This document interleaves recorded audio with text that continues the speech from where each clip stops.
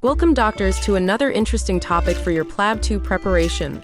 Today, we delve into a topic that many often overlook: herpes simplex virus, or HSV.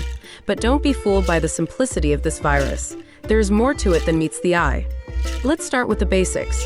Did you know there are two types of HSV? HSV1, which primarily causes oral herpes, like cold sores, and HSV2, commonly known for genital herpes. However, here's a twist. HSV1 can also cause genital herpes, and HSV2 can lead to infections beyond the genitals. Missing this fact could cost you critical points when diagnosing your patients. Now, let's talk about how HSV spreads. You might be surprised to know that HSV can be transmitted even when there are no visible sores. Direct contact with infected skin, mucous membranes, or bodily fluids, even without symptoms, can spread the virus. This is why patient education is crucial. Speaking of symptoms, let's not forget herpetic whitlow, a painful infection of the finger caused by HSV. Healthcare workers, take note. Direct contact with lesions can easily lead to transmission if you're not careful. Simple yet vital prevention measures like wearing gloves are often overlooked, but can save you and your patients from unnecessary infection. But prevention goes beyond just wearing gloves.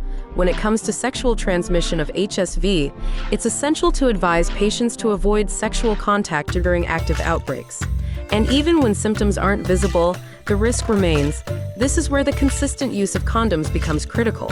Though it doesn't offer complete protection since HSV can affect areas not covered by a condom. Are your patients aware of this? Partner notification is another key factor in managing HSV transmission. If a patient has genital herpes, it's important to advise them to inform their sexual partners so they can be aware of the potential risk. Honest communication is crucial, and many patients might hesitate to bring it up. Your role as a doctor is to guide them through these difficult conversations. Here's something every doctor needs to remember. Once infected, HSV stays in the body for life, hiding in nerve cells. It can reactivate at any time, triggered by stress, fatigue, or illness.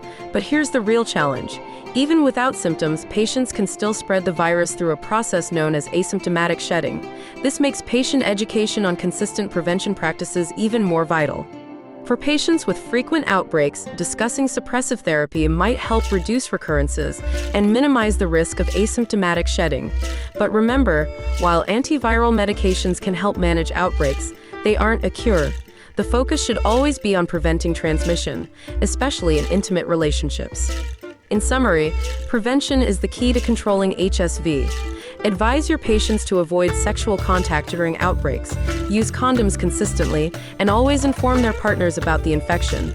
These small steps can have a significant impact in preventing the spread of HSV. Doctors, this virus is more than just a cold sore or an occasional flare-up. It's easy to think of HSV as a minor issue, but failing to recognize its nuances can lead to misdiagnosis and missed opportunities for prevention.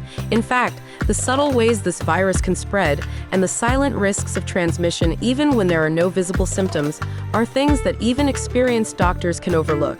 This session is all about ensuring you don't make those mistakes, because understanding HSV in depth, how it spreads, how to manage it, and how to educate patients about prevention can make a significant difference in patient outcomes. And now you are armed with everything you need to know to educate your patients on staying safe and preventing transmission. Don't let HSV catch you or your patients off guard again. Please like and subscribe to TuringMedSchool. Good luck with your preparation.